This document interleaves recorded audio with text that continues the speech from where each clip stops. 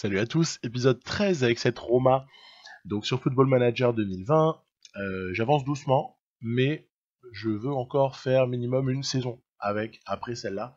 Là, on va terminer la 2022-2023 et il y a plusieurs zones de combat, on va dire. Il y a un titre qui nous tend les bras si on est un peu sérieux.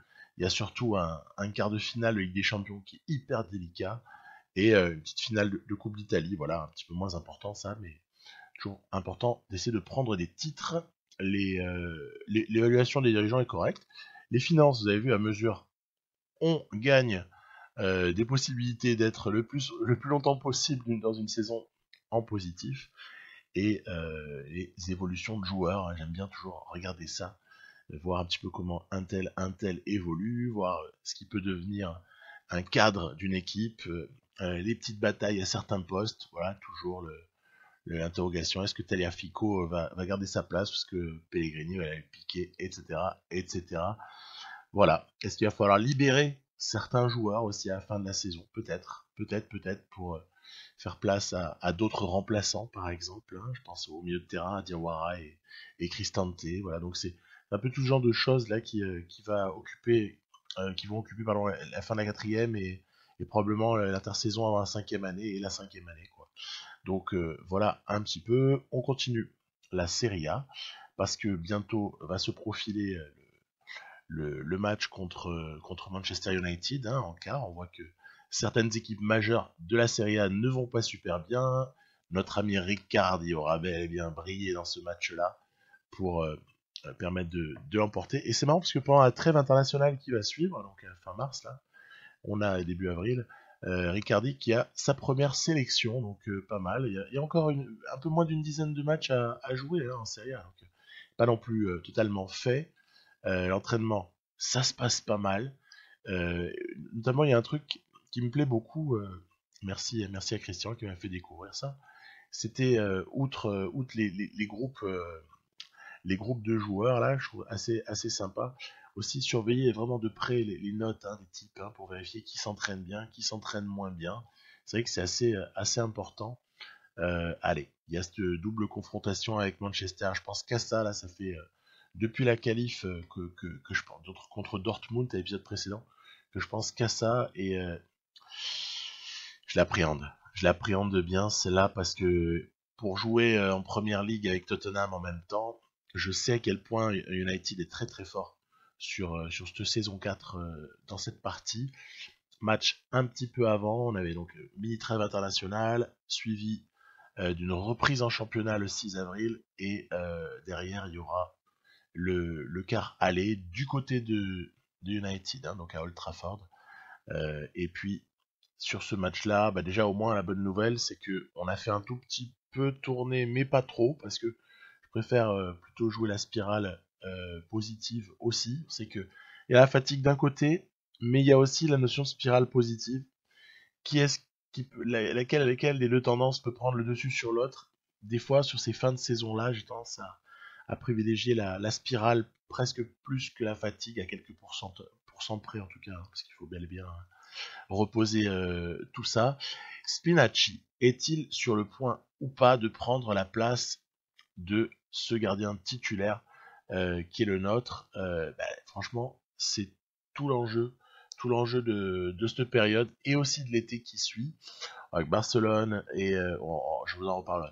Barcelone et Benfica prennent une petite option, voilà. Paul Lopez, j'ai préféré le maintenir sur ce match-là, mais honnêtement, c'est très très très tendu entre lui et Spinacci. Donc, à voir. On voit que du côté de United, il y a notamment genre du Bayern Davis, l'arrière gauche là, qui est injouable quoi. C'est l'arrière gauche du ultime, le type canadien. Pour le moment, première mi-temps, on tient. Ouais, mais non, non, il reste une petite passe dans l'axe qui doit jamais passer là sur la profondeur et c'est Marcus Rashford qui vient comme ça nous planter le 1-0. 1-0 qui est un très mauvais résultat en soi, hein, parce que il faut marquer deux fois, quoi, ou alors arracher des prolongations, mais euh, pas le droit d'en prendre un quasiment, sinon t'es fichu. Bref, c'est pas évident, donc je vais essayer comme ça en deuxième mi-temps de faire le forcing, tout en ne me découvrant pas non plus, puisque 2-0, ce serait fini. Donc il faut pas non plus tout hypothéquer avant le match retour, on sait jamais. Mais vu le train auquel roule United, c'est pas facile pour nous. C'est pas facile, vous voyez, on est clairement dominé. Hein, sur ce match aller, y a pas grand chose à redire au nombre de tirs cadrés. Il y a, on est presque plus proche du 2-0 que du 1-1. Donc à partir de là, bon, voilà, on est allé perdre. Il y a une option donc qui est mise par United et aussi dans l'autre match dans le même temps par Liverpool pour aller en demi-finale de Ligue des Champions cette année 2023. Et en plus, ouais, on hérite d'un match supra compliqué, le derby romain, rien que ça. Derby romain entre les deux matchs contre United. C'est toujours comme ça, hein, on se prend toujours un super match entre les doubles confrontations très très indécises, quoi. Du coup, j'ai pas fait trop tourner, mais un peu quand même. Alors en me disant qu'il faut, à ce stade, on a un peu d'avance en Serie A, donc il faut peut-être plutôt miser sur la Ligue des Champions, 0-0 à la mi-temps, avec cette Lazio qui va prendre l'avantage comme ça en deuxième mi-temps. Donc pas bon, pas bon. En plus, Vina, c'est un type que j'avais supervisé à un moment donné, je le convoitais léger. Puis après, ouais, je me dis quand même qu'il y avait des meilleures options au poste de latéral gauche, mais c'est lui qui vient nous planter ce 1-0. Alors là, il faudrait essayer de ne pas perdre. Vraiment pas perdre. Donc j'ai joué mon Vatou en cette fin de match pour essayer d'arracher l'égalisation au moins. Hein. Pas sûr que ça fasse, parce que perdre 2 matchs d'affilée là au niveau de la spirale, j'en parlais juste avant, ce serait juste dramatique. Donc allons-y. Bah ouais, on va réussir comme ça à égaliser. Ici, action venant de la droite, comme la majorité de notre jeu. Hein. Quand même, l'équipe penche un petit peu plus à droite avec notamment Federico Chiesa, qui est franchement le l'attaquant, on va dire, majeur, parce qu'il crée du danger dans cette équipe là. Hein. Et donc voilà, on s'en sort plutôt pas mal, parce que finalement avec ce 1 partout, on a ce qu'on était venu chercher, c'est-à-dire limiter l'écart avec la Lazio et en même temps ne pas non plus flinguer tous les types avant ce match retour. Donc qualifié de très difficile, tu m'étonnes, on n'est pas favori. C'est normal, tu vois, l'équipe d'en face, c'est l'équipe du monde en fait, avec Haaland là qui marche sur l'eau à 5 étoiles, avec des joueurs tous plus impressionnants les uns que les autres. Et bah écoutez, voilà, hein. Jusqu'à quand est-ce qu'on arrivera à au moins ne pas prendre de but? Parce que si on prend pas de but, on peut espérer en marquer un et être à égalité. Bon bah déjà, ça c'est fait, puisque sur une énième offensive de l'arrière-gauche Davis, c'est évidemment l'inénarrable Haaland, donc que United a piqué à Dortmund, qui vient comme ça nous sanctionner, donc 0-1, alors là, on est au pied du mur. Hein. Pied du mur, on est juste avant la mi-temps, 42, 43, 44, 45. Donc mi-temps, on est mené 1-0, ça sent pas bon. Je change d'arrière gauche, cash, parce que Pellegrini m'a un tout petit peu saoulé sur la réaction au niveau du coaching. Là encore, il va peut-être falloir. Ah, tiens, voilà enfin quelque chose de positif. On a égalisé et en plus, c'est un but de Sebastiano Esposito. Et ça, il en avait besoin parce qu'Esposito, ça faisait 800 minutes qu'il n'avait pas marqué, quoi. Je vous laisse imaginer le truc, alors que le type est une machine depuis 2 ans et demi dans cette partie. Là, il sortait de 800 minutes sans marquer, ce qui est quand même assez imposant pour un type qui marque autant d'habitude. Égalisation, allez, c'est parti. Là, on bascule en attaque, hein, en attaque totale, il faut tout tenter. Voilà, hop, c'est ici que je me décide dans les 10 dernières à tout envoyer. Tant pis si on prend un deuxième but. Et regardez, sur une petite combinaison ici, il y a Zaniolo qui va lancer Chiesa, qui va venir comme ça, nous offrir le 2-1. Allez, allez, dans les arrêts de jeu, on y croit. On y croit, on y croit. Bon, en fait, ce sera plus United qui va être pas loin du 2-2. Et donc, voilà, on l'a compris, la sentence, c'est tu sors. La Roma est donc virée de la Ligue des Champions. On sort en quart. Après, je pense pas que ce soit honteux non plus de sortir sur cette équipe de Manchester United qui était vraiment, vraiment impressionnante. Et donc, dernier carré, Liverpool, United, Barcelona et Valencia. Valencia peut-être la petite surprise du moment. On voit que financièrement, on a vraiment par contre la situation qui est redressée par rapport à 4 ans en arrière. Ça n'a plus rien à voir. Roma est une équipe qui fait du bénéf, qui est en solde positif, qui a en plus une ossature de bons joueurs. On a même du potentiel revente à de très bons prix. Bref, ça va pas mal. Tiens, Esposito qui en profite pour en marquer un autre, c'est la réception du Torino, hein, donc pour essayer de se refaire la cerise, parce que là on a pris quand même un coup sur le moral. Je vous avoue que j'étais pas habitué à sortir en Coupe d'Europe aussi rapidement, puisque la Roma avait connu une réussite assez insolente en fait jusque-là, et le fait d'être sorti m'a un petit peu... ouais, c'est comme quand tu prends une baffe d'un coup, tu t'y attendais pas en fait. Mais la saison n'est pas finie, hein, il faut quand même se remobiliser, même si le rêve de la Ligue des Champions est quand même très important, hein, c'est toujours pareil, hein, c'est la compétition qu'on a envie de jouer à fond et le plus longtemps possible. Il nous reste la Serie A à boucler, et puis surtout, cette finale de Coupe d'Italie, je dis surtout parce que il faut des titres, hein, il faut gagner des titres. La Serie A, on a bien compris qu'on était plutôt pas trop mal, mais ce serait bien de prendre cette finale aussi contre l'Inter. Une Inter contrastée. À des moments, elle fait des bonnes séries, et puis à d'autres moments, elle est un peu irrégulière, je dirais. Mais globalement, ah tiens, voilà, ouverture du score. Globalement, c'est une équipe qui a un peu soufflé le chaud et le froid au cours des 4 années de cette partie. Très très joli but de l'ami Zaniolo. Encore une fois, toujours présent, hein, Zaniolo.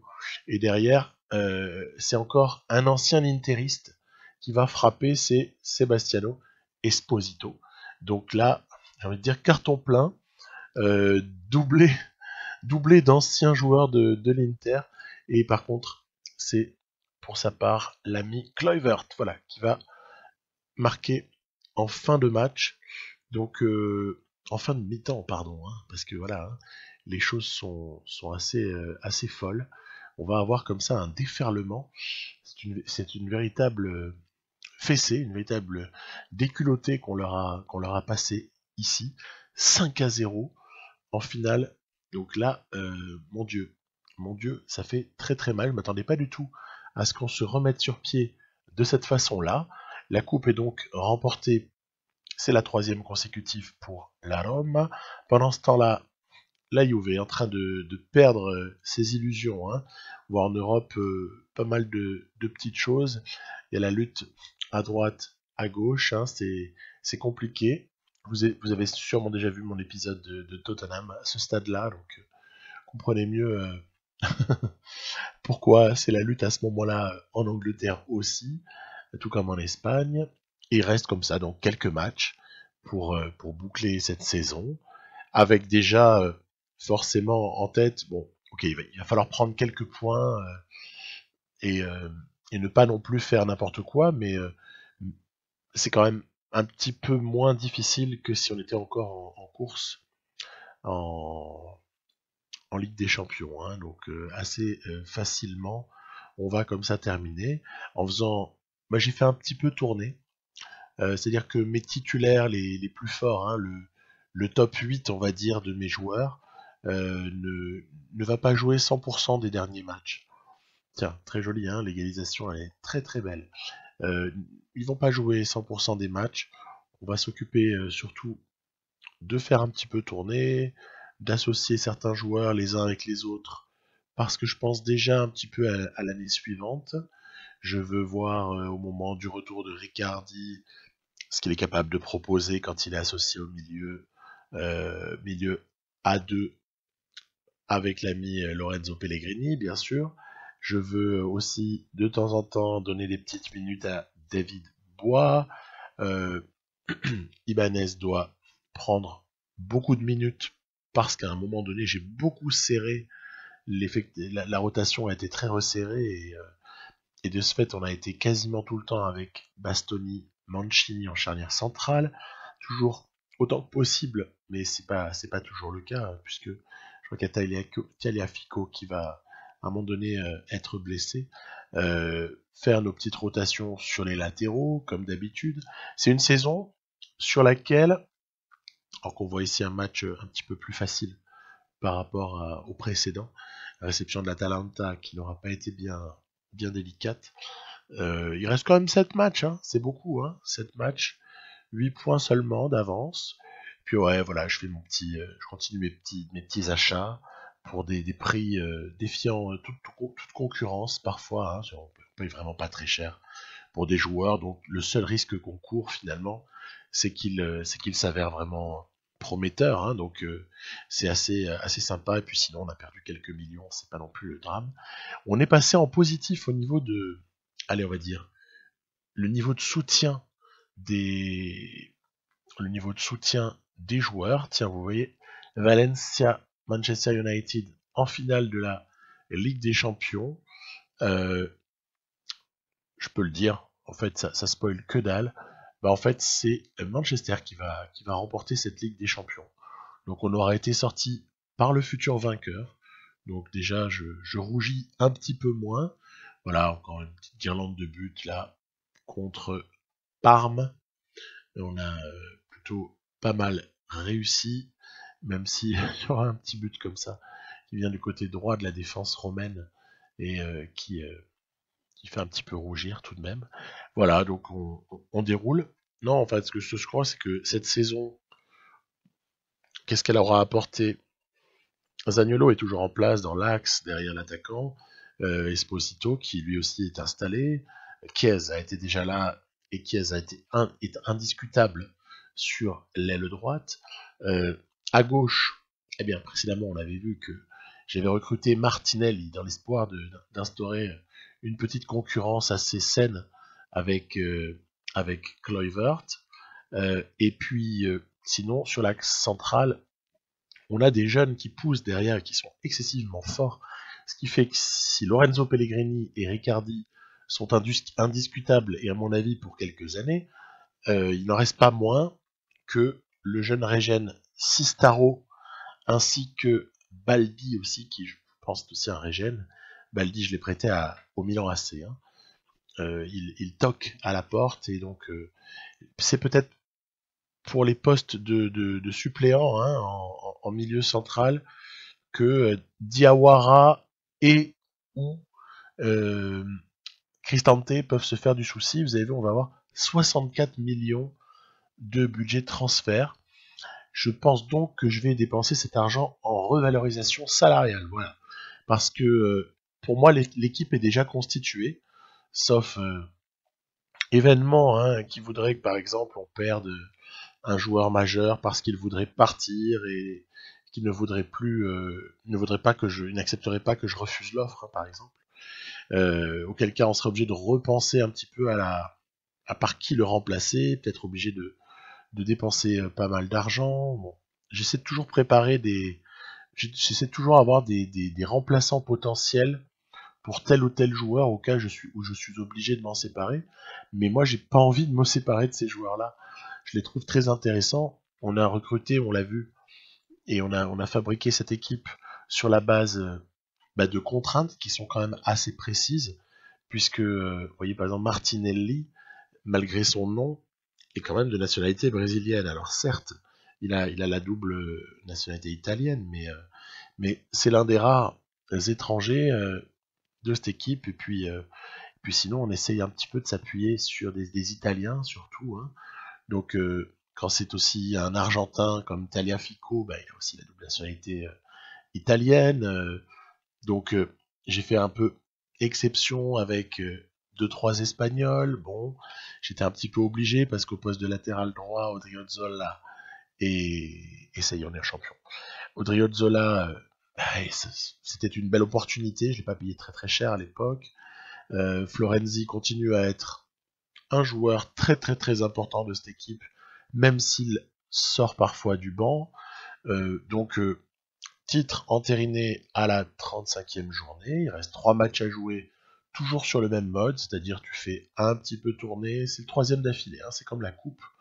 On a un 3e scudetto consécutif, la Juve est vraiment supplantée pour le coup, et tout s'était joué effectivement au moment où on s'est repris après les défaites initiales, c'est un épisode précédent, là. Je vous avais montré ça, je pense, non, l'épisode encore avant, pardon. Où c'était un épisode 11, où on avait eu comme ça un très mauvais moment. Le respect arrive, hein, forcément, avec les titres, avec les victoires, de façon générale. On a vu en tout début de saison 3 défaites d'affilée en Serie A, Et le moment essentiel, c'est le moment où on y met un terme. Donc c'est vrai que très bonne remarque du journaliste à la conf de presse dont je vous montrais un bref extrait quelques secondes auparavant. Et puis voilà, donc on est content d'admirer le comportement des uns, la réussite des autres. Pam, pas beau celui-là, franchement. Chiesa, j'ai vraiment pas envie de le lâcher. Je suis, je vous parle de ça parce qu'en fait, il y a des équipes qui supervisent quelques-uns de mes joueurs chouchous principaux. Hein, donc les joueurs supervisés pour lesquels on a tout le temps des rapports, enfin des traces d'observation de grandes équipes européennes, c'est Bastoni. Bastoni est convoité par Liverpool. Liverpool qui est un des très très grands de cette partie. Liverpool, donc j'ai peur du moment où l'offre pourrait arriver de Liverpool, parce que je ne sais pas à ce moment-là si le joueur sera d'accord que je la refuse ou pas, ou s'il faudra mieux la négocier. Je faisais ça avant au Football Manager, je négociais pour laisser pourrir un petit peu l'affaire, faire en sorte que, mais de nos jours, le moral du joueur peut être impacté en fait, si on s'amuse à ce petit jeu. Donc je pense que quand je vous parlais de budget transfert qui va être beaucoup consommé en salaire, tiens, il touche sa prime en plus, Esposito, c'est très bien. Mais il va falloir en passer par la revalorisation pour un certain nombre de joueurs, tout comme je l'avais fait à l'été précédent, où j'avais utilisé une grosse partie de mon budget transfert en revalorisation. Bah là, ce sera un petit peu la même chose. Voilà. Donc, on continue. Voilà, il y a cette fin d'année. Après, qu'est-ce qu'on peut vouloir, hormis la dynastie, plus quelques performances. Tiens, sympa pour Eric Lamela qui inscrit là ses premiers buts de la saison. Il aurait été beaucoup blessé, hein, donc saison assez perturbée pour le vétéran argentin. Je pense que ce qu'il faut viser, c'est évidemment une forme de dynastie en Italie. On a vu déjà que le leadership au niveau local italien était assuré. Puis après, c'est évidemment essayer de peser toujours plus en Europe, et ce notamment face aux grands clubs anglais. Hein. Donc, vous voyez, il y a 19 joueurs que j'ai beaucoup plus utilisés que d'autres dans ma rotation pour ce qui est des 38 matchs de Serie A. Les supporters mentent rarement dans ce jeu. On retrouve toujours une équipe qui est très cohérente et pour laquelle il y a... Ouais, je partage toujours le sentiment de ce qui est donné en général. On sort donc d'une excellente saison et voilà, on va devoir gérer cette intersaison maintenant. Ça commence avec déjà la redéfinition éventuelle des objectifs. Alors moi je suis assez d'accord en fait avec ce qu'il propose. Je vois pas pourquoi je m'opposerais à tout cela ou pourquoi je commencerais à essayer de négocier ou de discutailler. Donc j'y vais, cash, il n'y a pas de problème. Après avoir un petit peu observé, je pense qu'il n'y a rien de foireux. On est capable de remplir tout ça, probablement. Et voilà, donc on va se tourner évidemment avec le soutien du vestiaire, on va se tourner vers quelques revalorisations de contrats. Je pense qu'on va devoir lâcher pas mal d'argent, mais c'est pas grave. J'aime bien refaire la grille salariale de mon équipe. Je trouve que dans cette partie en plus, où je me limite au niveau des territoires de recrutement, euh, j'ai de nombreux talents. Hein. Là, je vous ai mis en premier ceux qui sont susceptibles de nous quitter. Et là, par contre, tous ceux qui sont soit marqués comme titulaires, soit qui apparaissent comme remplaçants, sont ceux que je suis certain de conserver, sauf problème majeur ou offre impossible à refuser, etc., etc. Donc ça va faire le lien avec la suite de ces aventures de la Roma, puisque je vais tenter ma chance auprès de Bastoni, bien évidemment. Hein. Bastoni, veux-tu rester avec nous ou ne le veux-tu pas, puisque Liverpool est dessus. Alors Bastoni, je pense que c'est vraiment vraiment le top défenseur central dans cette partie. Italien, hein, disons. Italien, t'as presque pas mieux que Bastoni. Et voyez, à mon grand désarroi, le mec ne veut pas discuter d'une prolongation parce qu'il y a un club assez huppé qui l'intéresse et qui est dessus. Donc il va falloir s'y faire. Bastoni en plus a beaucoup d'amis dans l'équipe. Ses amis pourraient commencer à prendre la mouche si je lui refusais son transfert. Donc on va peut-être essayer plutôt d'optimiser le transfert, s'il arrive, en tout cas si l'offre arrive, plutôt que le refuser, parce que sinon ça va nous attirer peut-être des tas de problèmes. Donc il faut s'attendre à perdre Bastoni. En revanche, pour ce qui est de Chiesa, qui est encore tellement précieux à 25 ans, son intérêt serait plus vers une équipe comme Tottenham. Écoutez, ça tombe plutôt pas mal parce que Tottenham n'est pas intéressé. En revanche, Real Madrid-Chelsea, ça n'est pas au-dessus de la Roma pour lui. Donc, on va tout de suite engager une discussion pour une prolongation et vous voyez, avec des conditions assez intéressantes. Je l'aligne sur le salaire de Lorenzo Pellegrini. Hein. Donc il est quand même pas malheureux le gars. Hein. Il va gagner autant d'argent que Pellegrini, Lorenzo. Et justement, en parlant de Pellegrini, on va y passer juste après, mais il y a aussi quelqu'un qui mérite d'être totalement revalorisé, c'est Sebastiano Esposito, puisque lui, écoutez, c'est une machine, hein, j'ai pas besoin d'en... Sur 3 saisons, je pense qu'il a marqué 3 fois 30 buts au minimum, donc je pense qu'il a dépassé ça même. Hein. Donc ça mérite largement une revalorisation tous les jours. Luca Pellegrini, hein, qu'on a au club seulement depuis une année, mais qui est déjà monté à 4 étoiles effectives, ce qui veut dire qu'en fait il a dépassé Tagliafico, hein, il a déjà piqué la place de Tagliafico, ça me plaît plutôt, hein, cet aspect-là. Puisque Luca Pellegrini, originaire de la Roma, retour, ça me plaît, même si on sait qu'on est rarement prophète en son pays. Et voilà, donc lui aussi va être revalorisé. Je pense qu'il y aura quelques autres qui gagneront aussi un petit peu plus d'argent, donc on va passer notre budget transfert essentiellement là-dedans, puisque Martinelli était une grosse recrue, on avait signé ça fin janvier. Et voilà, mon petit entraîneur évolue, la partie continue. Voilà, une 5e année, ça me semblerait intéressant. Après, on voit aussi tous les clubs qui sont en train de changer de coach.